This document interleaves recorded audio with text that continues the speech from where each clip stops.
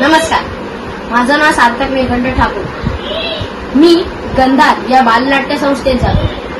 मला तिकडून आजपर्यंत खूप जास्त शिकायला मिळालं आणि माझी अशी देखील विनंती आहे की तुम्ही देखील तुमच्या मुलांना गंधारमध्ये घाला, कारण की आज मी लक्ष्मी निवास ही मालिका देखील करतो आणि याच महिन्यात आमचं एक नाटक सुद्धा आहे, रामायण, ज्याच्यात मी लक्ष्मण हा रोल करतो। अशीच पुढे पुढे आम्ही खूप सारे नाटक करतो। तर मी आज तुम्हाला हे सांगत होतो की तुम्हाला जर मी असं विचारलं की काय जेवलात का, तर तुम्ही बोलाल हो आम्ही जेवलो। पण तुम्ही कधी गायींना विचारलंय जेवलात का? ही मुकी प्राणी आहेत ना, यांना कोण विचारणार?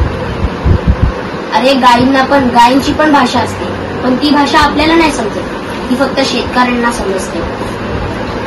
जर आपले पप्पा शेतकरी असतील तर असं नाही वाटू द्यायचं की मला खूप जास्त लाज वाटते की माझे पप्पा शेतकरी आहेत। उलट मला अभिमान आहे की आपल्या जगात शेतकरी आहेत। शेतकऱ्यांमुळे शेतकरी गायांना पाणी देतात, चारा देतात, ज्यामुळे गाय आपल्याला दूध देते।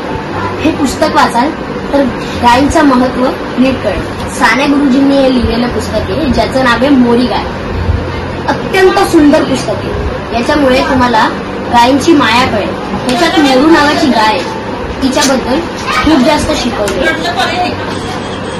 बस तुम्हाला एवढंच सांगू शकतो मी, आणि ते शब्दात नाही सांगता येणार की गायीची माया काय असते। गायी एक आई, बस।